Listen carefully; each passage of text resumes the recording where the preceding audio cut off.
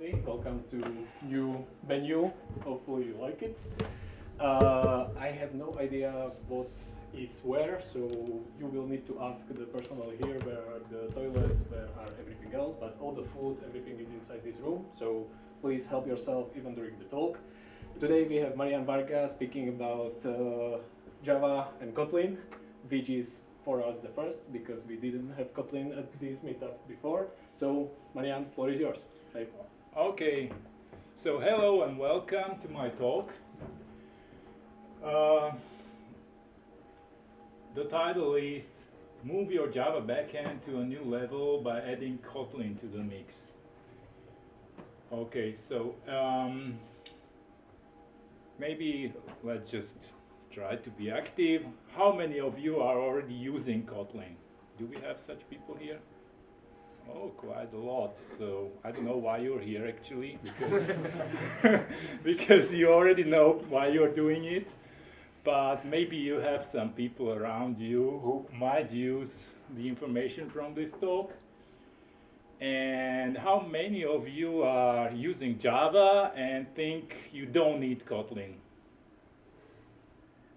Okay, we have some opportunity for some discussion. Okay, that's nice. Opportunity for some discussion. Here in the bottom left corner, opportunity for some discussion. Here in the bottom left link can be useful for some discussion. When I was preparing for this talk, when I was preparing for this talk, resources and information that I can present here within the limited time. But I didn't want to throw it away, so I created some kind of a mini ebook that's like an extended version of this talk that you can download for free. And also the second reason why this can be useful, I don't know about you, but when I go to some talks, when there's a time for questions, either there's none, or if there is a time for question, I usually many times I don't come up with any like reasonable question, just stupid ones.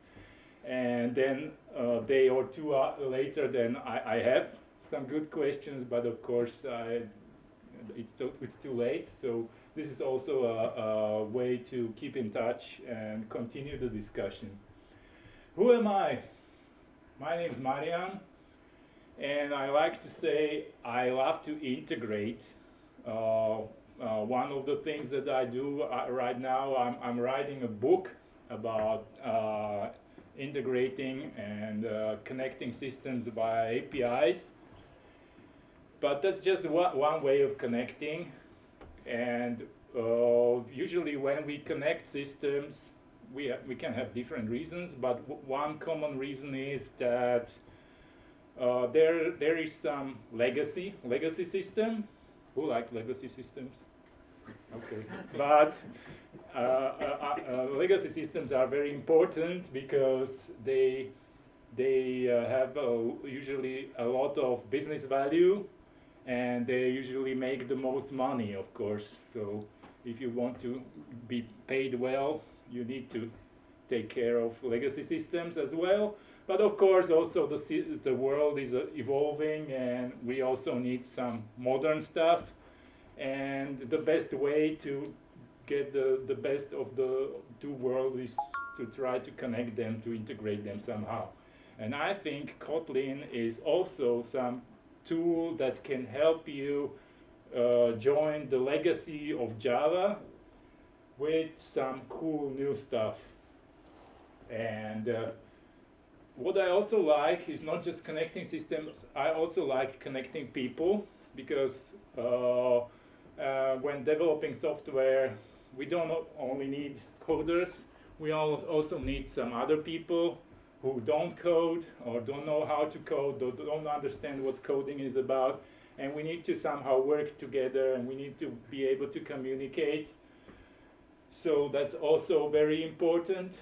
And also in the tech community, we can have some sub-communities, and it's important that these sub-communities are able to talk together and understand each other, at least to some degree, So this talk is also my contribution to joining a little bit the Java community with the Kotlin community. Okay, enough from this introduction. And the last thing, why I'm actually here, why I'm doing this. To best describe my motivation, I will tell you a little bit of my story. And as you can see from my t-shirt, I am a Java guy. I'm at the Java user group, so yes, I should be. And I think I will always be one. So I started programming in Java when it was still at version 1.0 something. And throughout my whole career, I've always done something connected to Java, or at least Java ecosystem. And in 2016, I got the opportunity to program for Android. And at that time, we used Java, which was quite common at that time. Unfortunately, the Java used for Android was a little bit limited because it's a little bit different runtime. So basically we had to use the syntax of Java 6. Although at that time, of course, from the backend development, I already knew Java 8, which was the new cool thing at that time.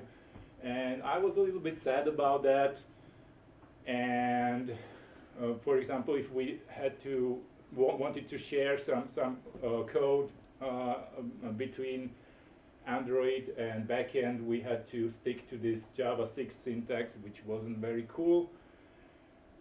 Then later, around 2017, maybe beginning 18, I sometimes saw some examples of Android code which wasn't in Java. It was in some new language to me. I didn't know what it was. Then I learned that it was named Kotlin. Actually, exactly at 2016, the first version of Kotlin was released, but at that time I didn't know about it. And okay, so I didn't quite understand. Okay, roughly I understood what the code is about, but I didn't understand why it's there. And yeah, of course, I learned that Google decided to use it instead of switching to a newer Java, and then maybe again to a newer Java, and again to a newer Java. They just said, okay, now we will use as a default some new language called Kotlin. Then, interestingly enough, after this project, I switched to another one where I worked on the backend, but it was based on Spring Boot, but it wasn't in Java, it was in Kotlin. And now I thought, okay, maybe this Kotlin thing is not just some extravaganza made up by Google, as they like to do, that they are trying to force the whole world to use. Maybe it makes sense to use it also where you have other options. And I had to learn this language, which was quite quick for a Java programmer. It took a few weeks maybe to start using the syntax, then maybe a few pull requests more to really get rid of some Java-isms and start to write really idiomatic Kotlin code. And what's for sure, I fell in love with the language. And then I switched projects again, and I had to face the reality, which is that Java is much more widespread than Kotlin, which means also there are much more Java projects and teams than Kotlin ones. Here also, when we compare year by year, we can see that it's quite similar. Although I don't want to be a prognostic, but yeah, someone could say that the gap is getting a little bit slowly smaller. But another view, if we zoom in, we can see if we compare Kotlin to other JVM languages, which have been around for longer, we can see that Kotlin has overtaken them, and it is in this context, it's really an important player.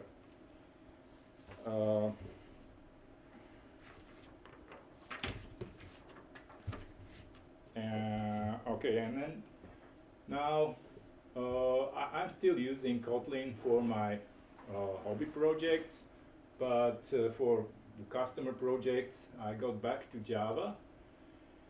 But I started seeing that there are some new Java versions coming which bring some features that are somehow similar to what I knew from Kotlin. And yeah, I started to be very eager about upgrading Java to these new versions. I had one project where I tried to upgrade Java to Java 17, and after I created the great nice skeleton of the new project, then I learned that actually it's not supported by that organization because they still don't have their CI/CD pipelines ready and so on. So I had to downgrade to Java 11, but okay, at least I tried. And I think this situation is quite known in the Java community right now. Yeah, I shouldn't even say LTS version, but it's there are de facto LTS versions. The latest one being Java 21, where we have the great virtual threads, for example. But many projects are lagging behind and not using even the latest LTS version, not to say the really latest version, which is right now it's 23, right? Or yeah, it will be 24 very soon. Okay, now I said that I like to connect people, and I thought maybe also the reason why Kotlin is not used so much, or not as much as it would deserve, is that there are people who don't have enough information and don't know why it's worth trying. So I said, okay, let's try to do something about that. And that's basically why I created this talk. And if you have children, you may know this situation that the child doesn't want to eat some food, and you ask, but have you tried it? And the child says, no, I haven't, but I know I don't like it. And that's basically the point of this talk, that you can't really tell if you like something or if something is useful for you if you haven't tried it. So you should at least give it some time and see the real potential, or if it's really not something you want. Now I mentioned people who are not coders. Do we have such people here? Do we have somebody who does other work than writing code or reviewing code? Oh, great, nice. Yeah, but even for the others, I guess you meet such people at work, and they are, as I said, they are very important, because those are the guys who hold the money. So if you do something for them, they might be willing to do something for you, which might be good. And the things that the non-coders at software projects care about are deadlines and budgets. And there are, of course, many factors that contribute to meeting deadlines and being within budgets. But one thing that we should strive for is efficiency and productivity. But what's often forgotten, it's not just, yeah, be productive, whatever it takes. We want it to be long-term sustainable. So if we start producing a lot of features, and but the code that we produce is such low quality that suddenly when we start testing, we see that there are a lot of bugs, or if we need, with every new feature that we need to add to the project, the productivity actually starts dropping because nobody understands the code, and every time you need to change something, you need to refactor 4 other things, and you are actually afraid to change anything because you don't know what will break. Then of course that's not the kind of productivity we want. And again, how to achieve long-term productivity or efficiency of coding?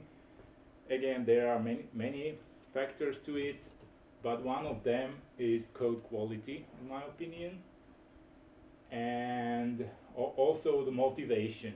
The people should be motivated. If the people are not motivated, of course, yeah, they will pretend they are delivering a lot of features, but it will be low quality. So now the big question: can you give me some ideas? What do you imagine when somebody says quality code? What traits should it have? Any ideas? Well tested. Well tested. Great. It should work. Okay, but not just once, right? And not just on your computer, also on the production, right? Any other idea? Something like Only one person, but more person can know what's inside for a long period of time. Readability. Yeah, great. Yeah. If you go to some interviews, you sometimes get the question, do you know the solid principles? Do you think solid principles are important? Sure. They may be, but there's one thing about solid, that it's designed for object-oriented programming, and not all code nowadays is actually object-oriented. So that's also something that you can answer when somebody asks you at interviews. But let's get further. Okay. In my opinion, one thing that's how you can really describe quality code very shortly is that it's short and expressive. That means it's not longer than necessary, so that you don't have to read stuff that's not important, and still you understand what the code does. Or in other words, it has a high signal over noise ratio. So there's a lot of parts in the code that bear some signal, that give you some information, and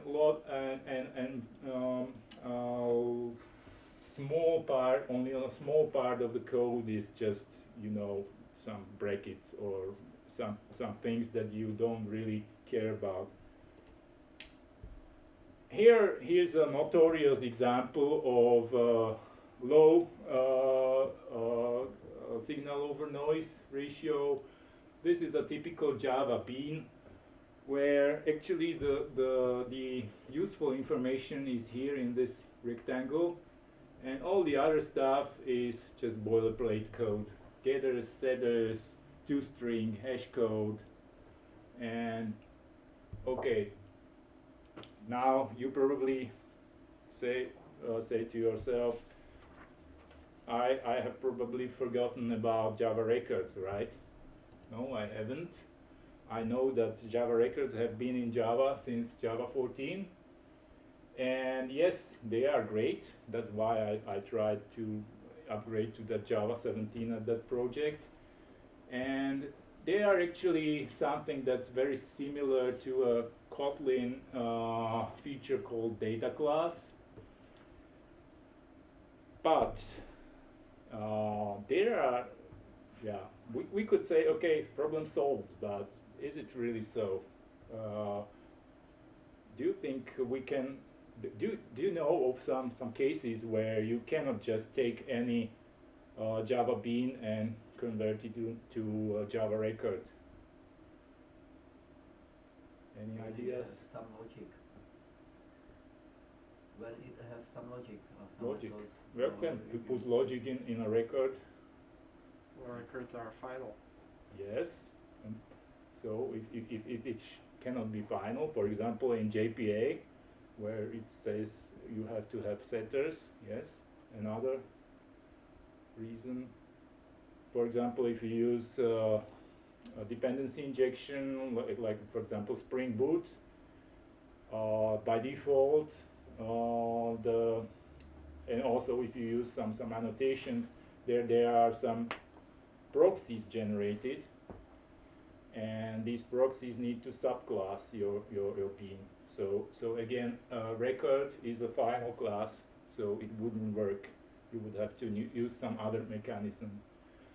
And another, yeah, of course, there are still projects that are so old that the Java doesn't have records, but of course, yeah, the first thing you should do is to upgrade, but still, it happens. And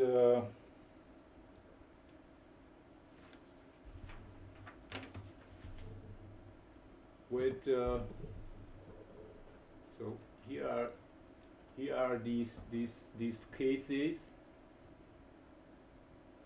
With Kotlin, we this is more flexible, because with data class you can these elements or fields can be either val, which means read only, like in the record, so they are immutable, but you can also make them var, which means they are you can modify them. So that's one thing. Another thing, by default, all classes in Kotlin are like final in Java, so they are closed. You can't subclass them, but you can open them, and then you can subclass them. So again, you still have the concise constructor and other cool like automatic getters and setters, but you can also do other things. And another thing that you can see in a lot of Java projects, that they use the Lombok framework. How many of you don't use Lombok framework? Okay. Yeah, and why? Do you have any reasons for it? Short, it's evil. You have to install some IDEA plugins to fully see the code. Yeah. Because it's says compilation errors and stuff like that. Yeah. Because it's missing setters and getters. Exactly. So with Kotlin, basically, it's a annotation processor. So you put some annotations to your class, and some code is generated based on them. Like, for example, also with Mapstruct. But the difference between Lombok and Mapstruct is that with Mapstruct, you write an interface, and based on the annotations, an implementation of the interface is generated, which is a separate class file, and that is pretty standard. But with Lombok, the generated code basically replaces the same class in place, and that's the evil. That's the biggest evil that I see in it, because basically now the bytecode doesn't actually correspond to the source code, to the Java source code. So as said, you need some. So all the tools that you use have to know about this, and they have to understand. So IDEs, debuggers, whatever, they need to understand that the code will be different than the source code, and also this means basically that you are not really writing Java code anymore. You are writing code in some new language called Lombok Java, and this Lombok Java depends not only on the version of Java but also on the version of Lombok. So now you have a double dependency, and of course we know that the more dependencies you have in your project, the more combinations are possible of what the result can be from that, and of course the higher chance that something will not work as expected, and there will be some really nasty problems that you will spend a lot of time fixing or investigating actually. So yeah, that's why I also don't like Lombok. And yeah,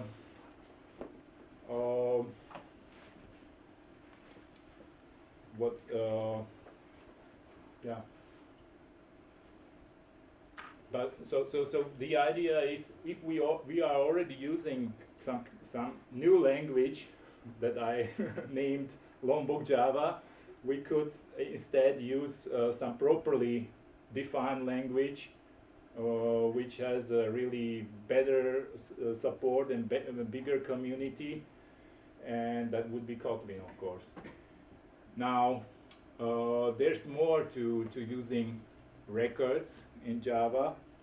For example, if you it's quite easy that the number of fields in your record can grow, and if here we have only 4 records, 4 fields, and already it's getting a little bit hard to read, because now the IDE starts to help us. Okay, here is last name with double A, so that we know which constructor parameter is what. Again, in Kotlin, very subtle feature but very useful one.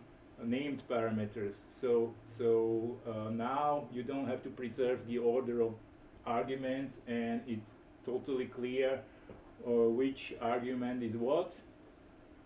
Another great feature, many times, records are immutable, which is, I don't want to say it's bad. It's actually very good. Wherever you can, you should use immutable data structures. But that also means, if there is a business case that you need to modify something, you need to create a new instance, a new copy of your record, and that means you have to again copy all the fields, including those ones that you're not interested in or that are not changed. In Kotlin, we have this copy method or constructor, where you only specify what's changed, and it's very readable and very concise. Another great thing in Kotlin is that there are default values for arguments, not only in constructors, also for any method or function, which means if something is usually false, then you can say it this way, and you don't have to write, I don't know how many overloaded versions of that method, and basically again writing a lot of boilerplate code that nobody needs. Okay, so that was like some first bite of what Kotlin can bring us. And again, back to Java. To convince you that I am a Java guy, in the 90s, what I really liked, what attracted me to Java was this principle of making the common things easy and the uncommon things possible. So in the 90s, Java was great because that was a language that had a garbage collector, so you didn't have to manage your memory like in C++. You didn't have it automatically contained support for Unicode, so for Czech and Slovak text you didn't have to use some special libraries and hex. It had threads, so you could have parallelism. It even supported TCP/IP in Windows, which was at that time really a new thing in Windows, and it was based on the idea that everybody wants to do object-oriented programming, which was probably true in the 90s, but yeah, I have to say that I am a little bit maybe unfair to Java because Kotlin is 20 years younger than Java, and of course world changes, and what is considered common also changes, and today not everything is object-oriented, and we also know some other paradigms, and especially interesting is the functional or data-oriented programming, which is a little bit different from object-oriented. Now, of course, Java also started to react to this trend with Java 8, where we got streams and lambdas, function method references, and so on. But already by that time, Java was a mature language, and of course Java tries very hard to be backwards compatible, so it had to be added so that it is still compatible with the existing code, and Kotlin didn't have to do that. Just a small note on side, even Java is not always backward compatible when we speak about syntax. As a small example, the underscore. Before Java 8, it was like admissible as a normal identifier. You could have a normal variable called underscore, which would be strange, but somebody might think it's a good idea. And then it was forbidden completely. And from Java 22, we have a new use for it, so-called unnamed variables. So if you have, for example, pattern matching, where you have a lot of, you have a record with a lot of components, but you are not interested in all of them, you can replace all the ones that you don't need by underscore. So you can have like 2 or 3 underscores, and it will not cause any name clash, because it means it's an unnamed variable that you don't want to use. So here we can see that even in Java we have some things that are deprecated and then maybe are changed. On the other hand, if we look at Kotlin and functional programming, of course, the most important in function programming are functions. And Kotlin really makes the functions the first-class citizens. So in Java, if you have really function like you know functions from mathematics, it's just something that takes some inputs and produces some output. You can't do it. You can't have a standalone function.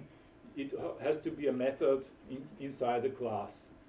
So, for example, this is you see it in many utility classes, that you have a function that does something useful, and it is a static method inside the class. And now you need every time you need such a utility function, you have to think, okay, so was it utils or util, utility or helper? Where is it? Is it what if I have one utility in one class, another one in another class? Now should I merge them? How will it break my code? Whatever. So this is just something that is not necessary. It's just because somebody said that everything should be inside the class. On the other hand, in Kotlin you can have just function outside of any class. What's more, you can even define so-called extension functions, which means you can pretend to extend a class that's totally out of your control, for example string. Every time you write the syntax to invoke such a method of that class, it will go to your extension class, and this is very, very useful in many cases. Of course, you need to be careful because sometimes you could create some clashes, but you can also do it within some scope, within a class or within even another function or whatever.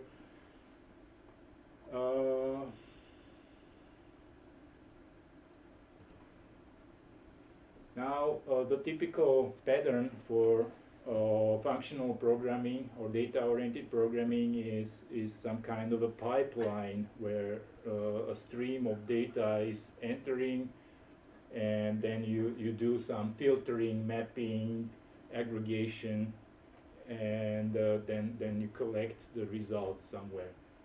So with of course, quite often we do that with collections where we have where we can have multiple items, multiple pieces of data, and the typical pattern for this most commonly used way for streams is that we write some collection dot stream, then we do filter, map, whatever we need, and at the end we write collect something or to list or something. And with Kotlin, this is already thought about before. We don't that this is the most common use case. So by default it automatically all the collections have the map and filter and other such second order functions directly in their interface, so you don't need to convert them to stream first. And by default the result is again automatically a list or some other collection, so you don't have to explicitly collect them, which makes it much nicer, because when you do it 95% of the time, then why should you always explicitly say that you're converting to stream and collecting? And another nice thing is the lambdas in Kotlin. If a second order function like filter has just one argument, and that argument is a lambda, then you don't have to write the round brackets. You just start with the braces. You don't even have to specify the argument name. You can use the implicit argument name that's called it, and this makes the code again much more concise and much more readable. You can immediately see what's being done here. Again, functional programming is complemented with immutability, because we want to make sure that if we do something in parallel, that the threads cannot overwrite data. So that's why we try to make the data immutable. With Java, of course, we also have immutable collections. We have list of, but again, for backwards compatibility, the interfaces are still the old ones, which always contain, for example, add. So even if you have a immutable collection or unmodifiable collection, you still are able to write some add or delete at least at compile time, and of course at runtime you will get an exception. In Kotlin, this is again anticipated, and there are like separated interfaces for immutable collections and mutable collections. So if you create an immutable collection, it doesn't even contain a method called add, so you will see you have a mistake in compile time, which is of course a great help. And yes, of course you can ask for a mutable collection, and in that case you will get a mutable collection, but the implementation it will be chosen by the library based on the number of items, because again most of the time we don't care about the implementation, we just want something that's mutable. Of course we still have access to Java classes, so we can say explicitly I want an array list, but most of the time we don't want to do that. And here I guess everybody knows the term $1 billion mistake. That's something that happened a long time ago in 1965, and via various languages it got to Java. And basically it means that if we have a reference type, so basically a class or an array, anything except primitive types, we can always assign a null to such a reference type. And of course that's the source of the notorious null pointer exceptions. And yeah, we have some remedies for it in Java. We have the optional, we have various non-null annotations. Unfortunately, yeah, with optional, nobody prevents your function that has an optional return type from returning a null. So, well, that can happen. Again, if you use annotations, nobody guarantees that these annotations will really be respected, because you need some either annotation processors or some libraries that will check these annotations, and there can be even different annotations from different libraries, so they can be inconsistent. And yeah, well, again, it's an afterthought, and it's not, the solutions are all imperfect. On the other hand, in Kotlin, by default, all types are non-null. So if you have something of type string, you cannot assign null to such a variable. If you want to have nullability, you have to explicitly say it by adding the question mark after the type name. And in that case, you can't just call a method or access some field without any handling. That will cause a compile time error. But you have we have some very nice operators like this question mark dot, which will handle that null case. So if this this is an extension function, that's why it's possible that this is null. And if it's null, then the right hand side of the expression will not be executed at all, and will stop and return null. So that's a very, very nice way to handle this very common case, and you don't have to pollute your code with if and so on. Okay, I mentioned Java 21 and virtual threads, which are great, but when we do really complicated stuff with, when we really want to do something with concurrency and we create threads, we also need some way to not get lost in it and to have some control, like in the basic programming language, if you know, or in assembly, we have goto, and for some reason, people found out that it's not a very good idea to use the goto command that can basically jump anywhere, and that's why we use structures like while or for, where everything is enclosed in some braces and blocks, and it's much easier to reason about that. And something similar happens with concurrency, that when we create threads that can execute in parallel,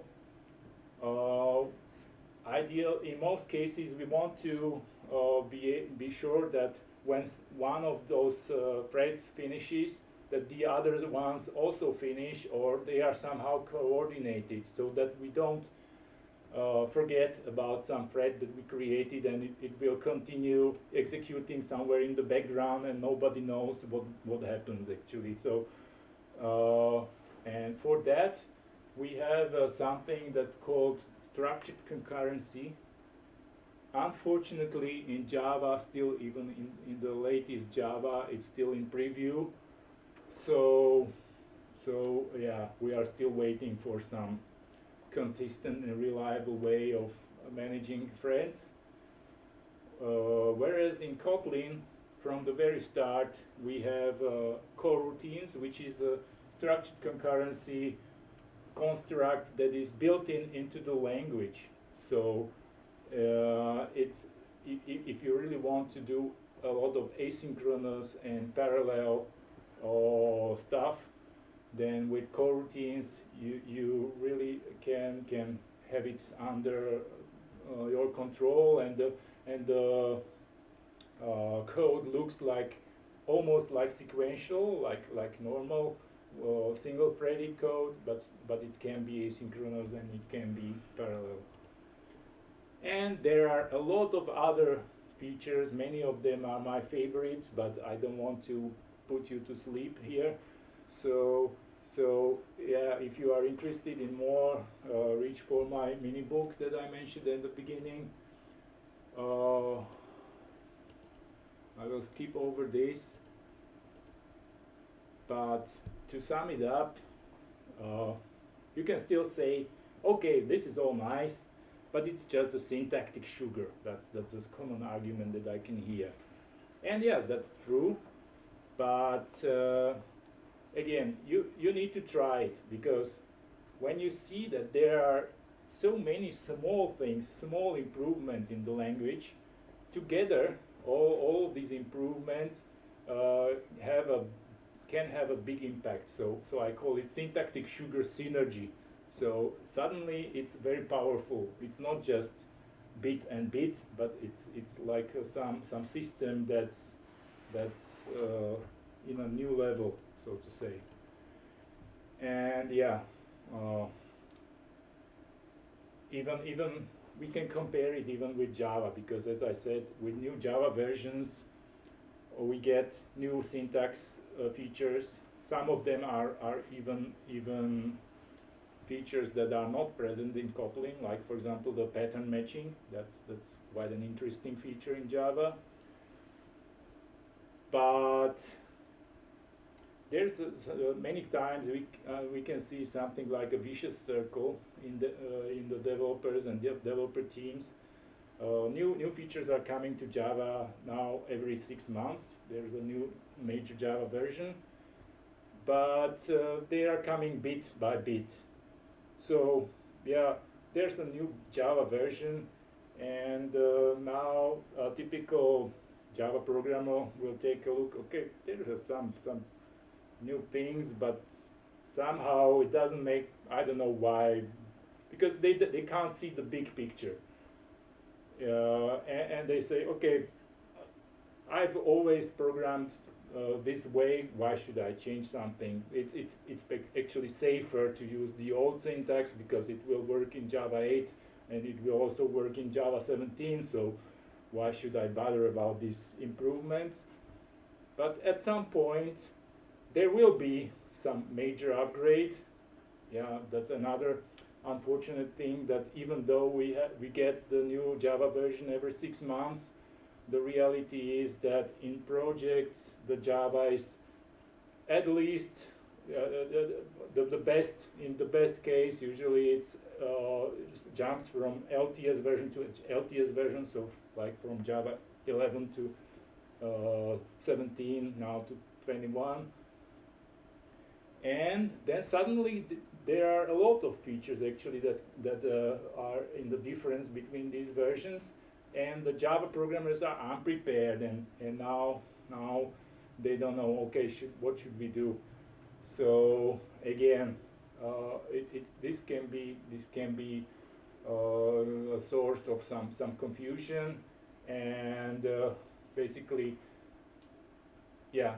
The point is, you should care. You should, even if you can't use the new Java features in your current project, you should be aware of them. You should at least have some code katas or some hobby project or something where you learn how to use the new features, so that you're ready when you upgrade to new versions.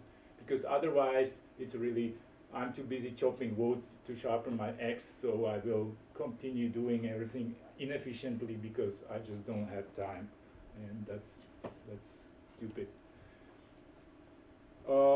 Now, okay, you may be asking, okay, that's very nice, but changing from one language to another one is a difficult thing to do, and can I do it? How can I do it? When can I do it? Many questions.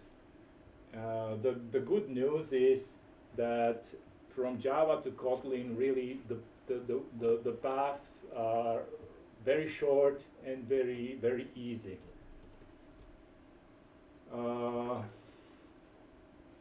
Really, from the very first design of the Kotlin language, the guys, they were trying to make it as interoperable with Java as possible. So you can take your existing Java classes and invoke them from Kotlin. You can invoke Kotlin classes from Java. You can extend them both ways, even if they are coming from a jar file and you don't have a source code for them. Actually, I could compare it really as we have this situation that we have old code and new code, and old programmers and new programmers. We often have a mix of styles in our Java code bases. So we have maybe some code base that is still in Java 6, and we can have code base, some classes written already with Java 17 or 21 or some new syntax, and it works. Yeah, that's the good, of course, the good trait of Java, that it's backward compatible and in general very compatible. But actually with Kotlin, it's very similar. You can have Java code and Kotlin code in one repository, and it will work. And of course, Kotlin is by JetBrains, and their IntelliJ IDEA helps you in that way that it can automatically convert Java code to Kotlin code. It's maybe not perfect, but it's a very good starting point. And maybe now, to spice it up, I will show you a little bit of a coding demo, but I will need to increase the code, the font size. So, okay, I don't know how to increase this one, but Double tap shift and search for presentation mode. What, double? Double tap shift. Just press shift and type presentation mode. Presentation.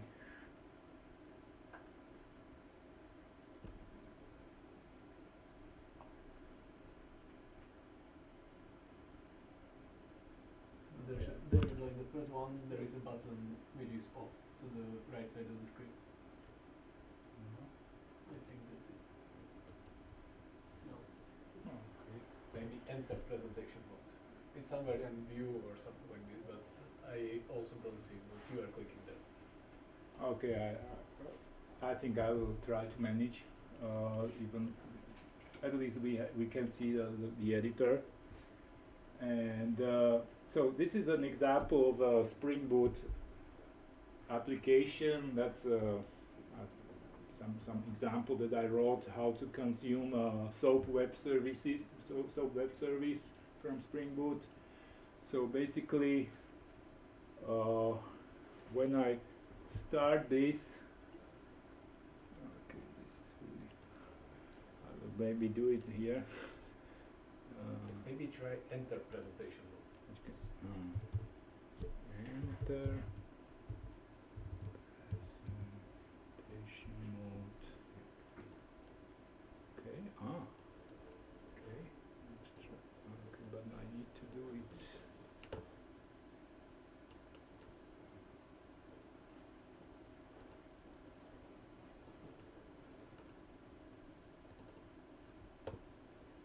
Okay.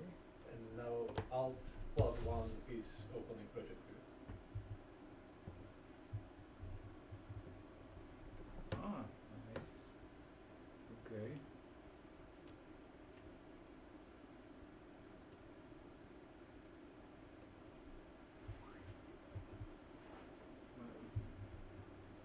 It won't get bigger on the project view. That cannot be scaled. I wanted to have this Maven, but okay, I can. Yes.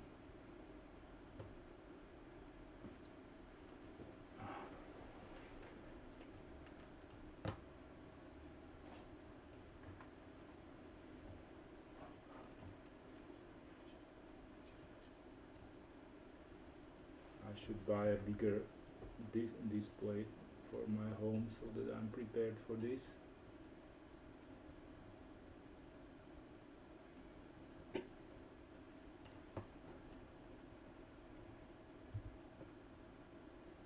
Okay, maybe let's leave it for after the talk so that we don't lose too much time.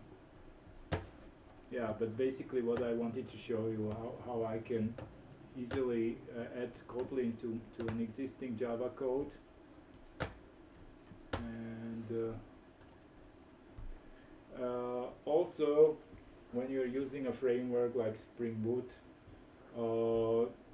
again, when you go to the initializer, you can automatically choose Kotlin and generate the stub for your project in Kotlin. If you're using Gradle, you can use Kotlin even for your Gradle script. And also for the documentation, you can switch between Java and Kotlin, so you don't have to translate it in your mind. You can immediately see how it looks. So really you can see that many parts of the community take Kotlin seriously. And another objection that you can hear, especially from the managers, that it's easier to get Java developers because of course there are much more of them. But again, that depends on what you want, because maybe if you say in your advertisement that you are hiring, that you want that you're using Kotlin, or that you want somebody who either knows Kotlin or wants to learn Kotlin, it can help you because it can attract the developers who care about the quality of code, or who are willing to learn new things. And that's a very important thing because in every project you need to learn new things, and you don't have to be, you can't just stay with what you've learned 20 years ago. And you can also attract, for example, Android developers, because of course now for Android development this is like standard to use Kotlin, but some of them may want to become full stack, so that's another opportunity. Then and also if you want to attract maybe younger guys, they may perceive Java as legacy and old, and Kotlin may be more attractive to them. And yeah, you know that Kotlin is basically the same thing as Java, and still, so it can be a win-win. And of course, the easiest way is to hire just Java developers and let them learn Kotlin, like it happened to me. And as I said, it's quite easy. And usually you spend more time learning the domain than learning Kotlin if you already know Java.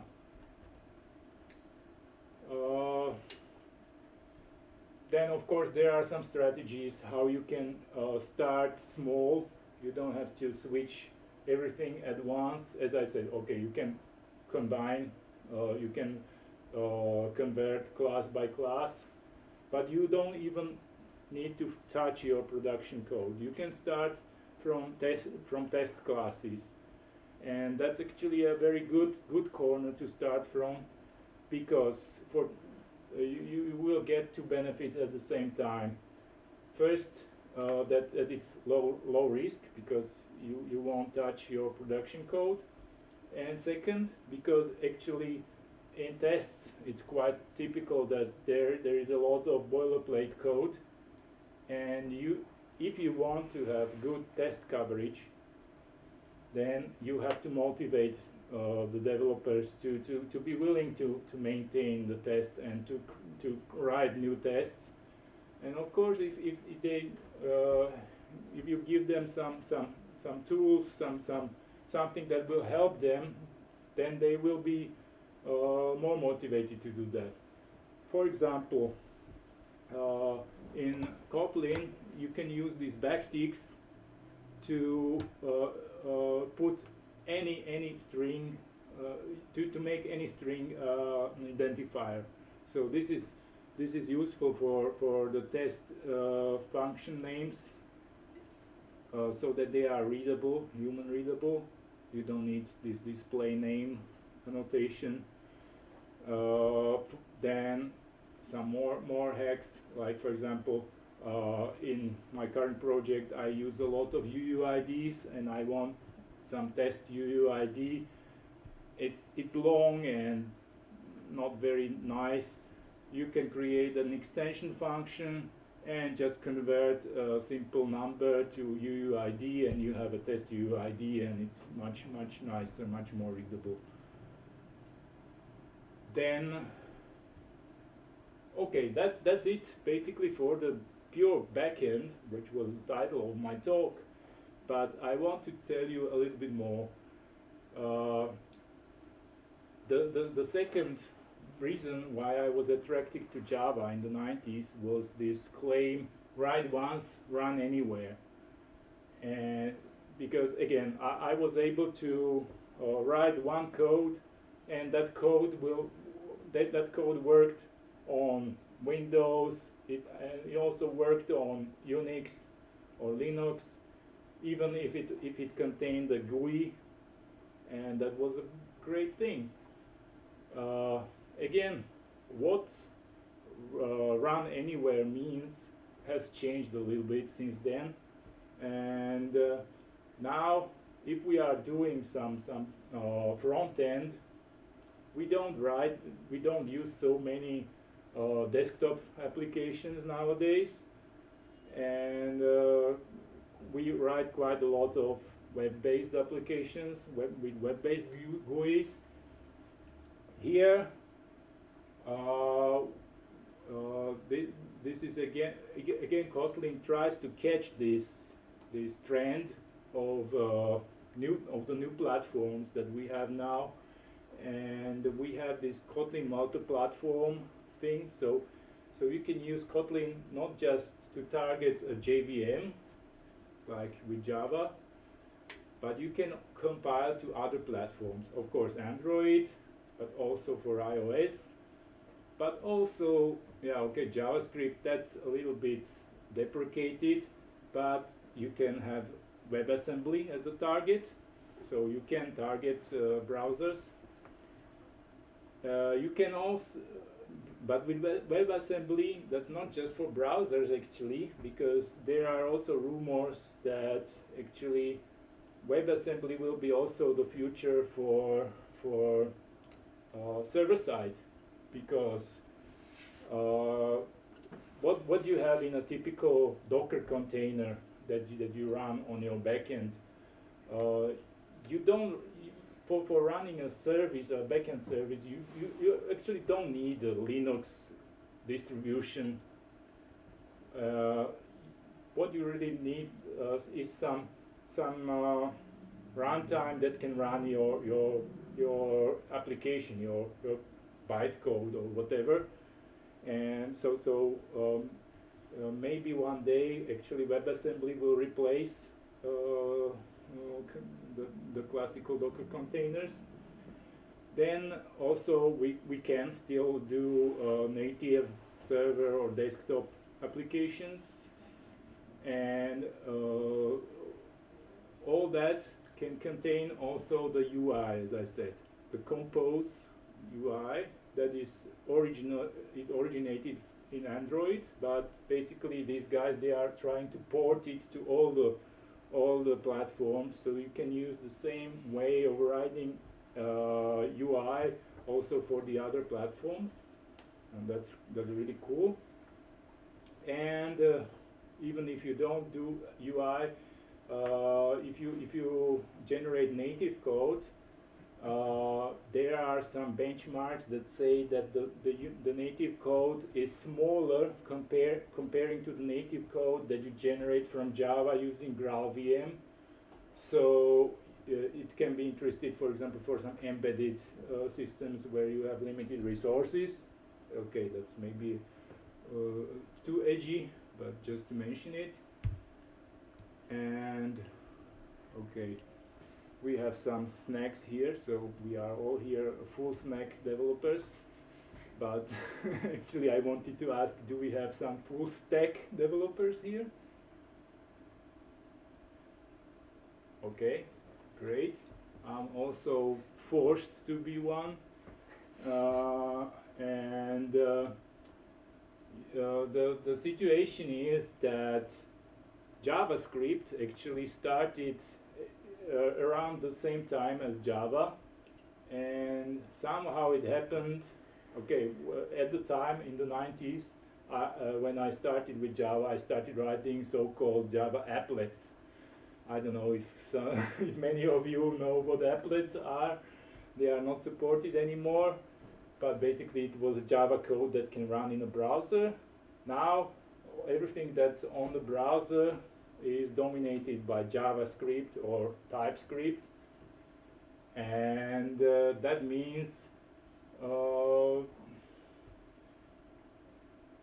well, either you have to have people who understand JavaScript or TypeScript for the front end, and then you need to somebody for the back end, or yeah, many teams or organizations actually start preferring the full stack developers, and that's because of the agile way of developing.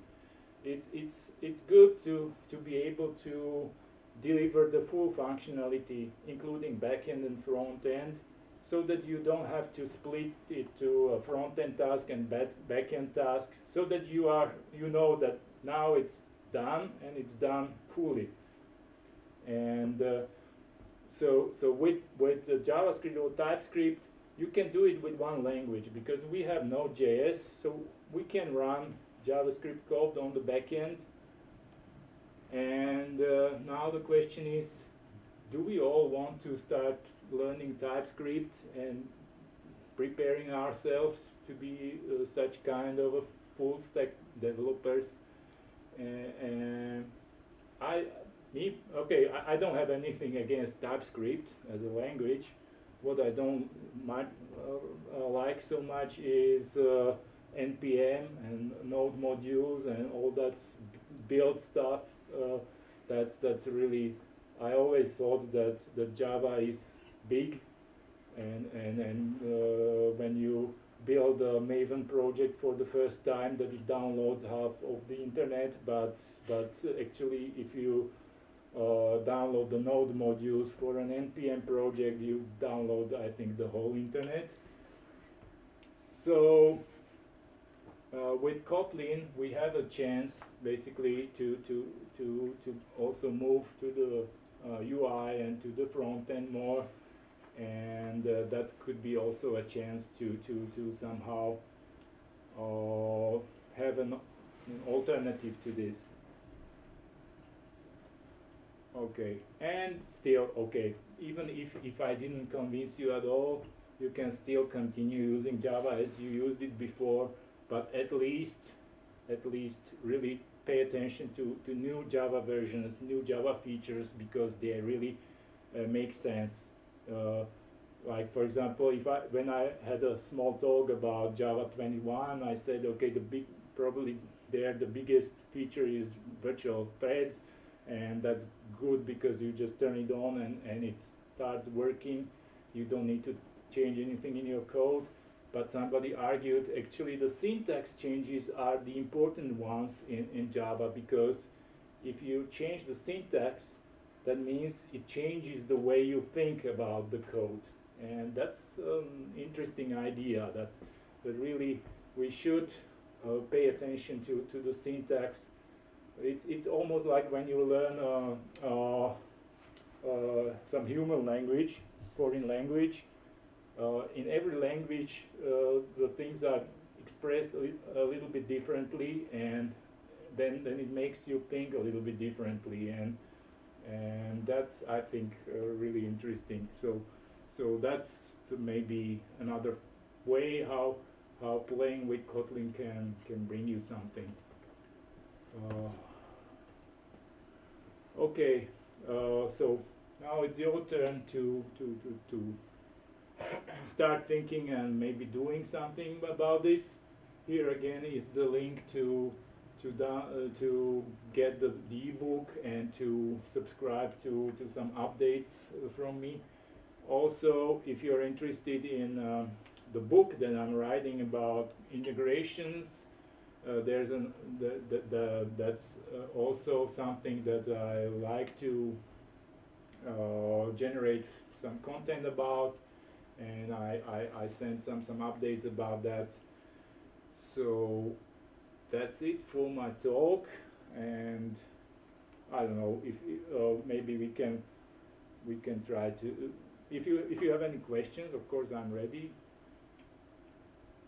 or then we can try to play with some code, the demo that I skipped, but yeah, we can do it even with my laptop here if you want.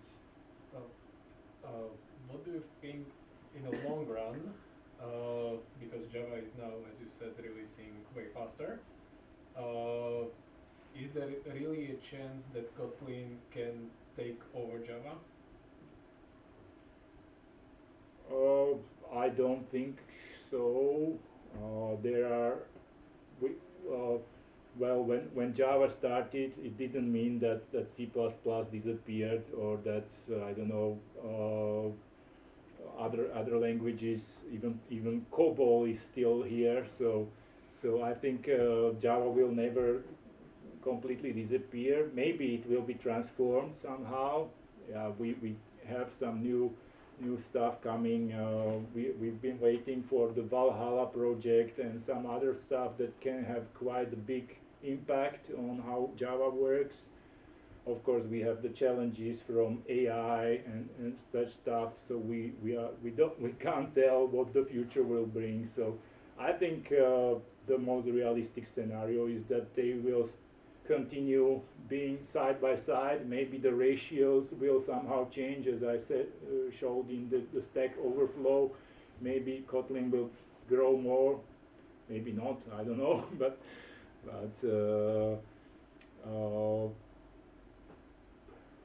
well, I think definitely there will be some mutual inspiration. It will continue. That the features that are popular among developers in one language will probably in some form appear in the other one, and sometimes they can be even improved. As I said, we have the pattern matching in Java that we don't have in Kotlin, but we have other features in Kotlin like deconstruction, so-called, that you can take object, like for example that data class, and you can take the individual members from it, and you can do it even with things like collections, for example. So you have an array. I use it, for example, for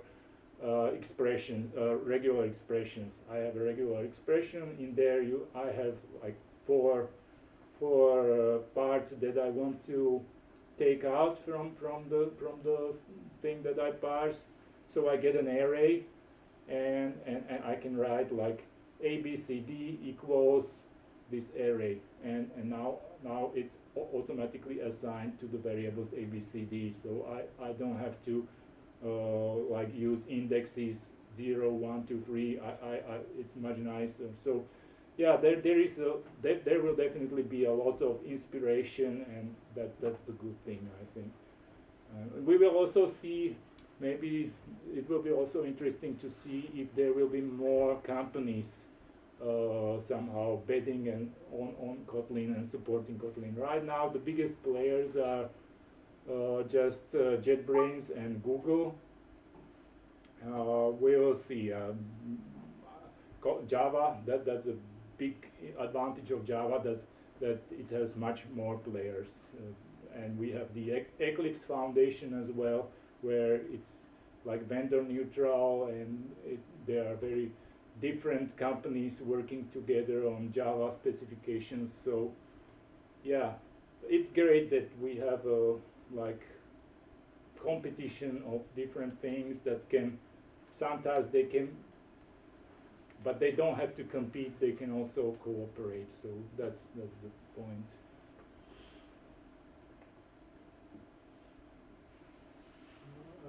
Is it somehow quantifiable, that efficiency, like the Kotlin is more concise, as you say? So, like, have you read any like studies or? I don't know of any. I don't know of any like quantitative researches about that.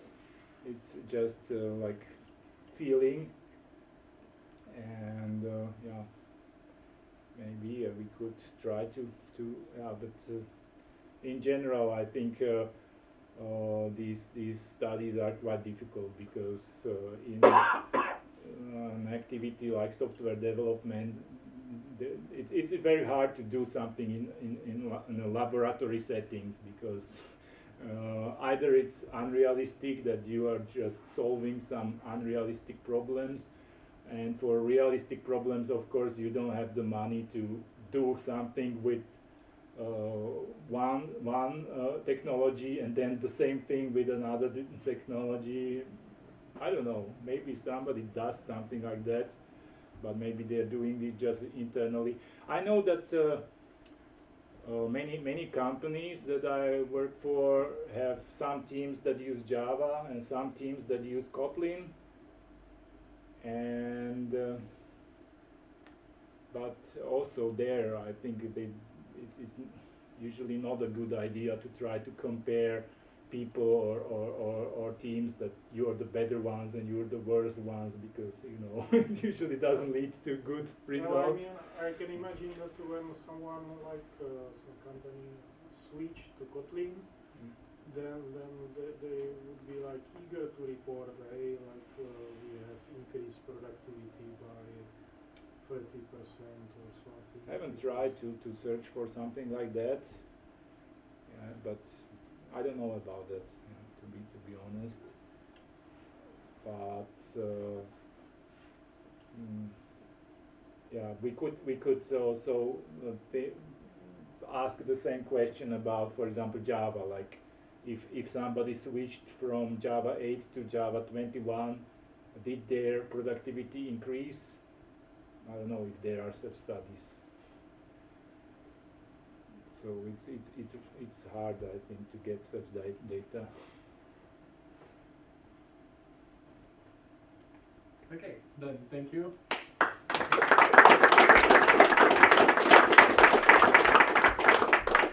Thank you, Marián. It was amazing. So, thank you everybody that was watching us on YouTube, and please help yourself. We have after party now. Thank you. Oh, one more thing which I forgot to say. If you are willing to fill in the feedback forms, we unfortunately need to do it on the table, so please do it. There are forms and pens on each side of the table.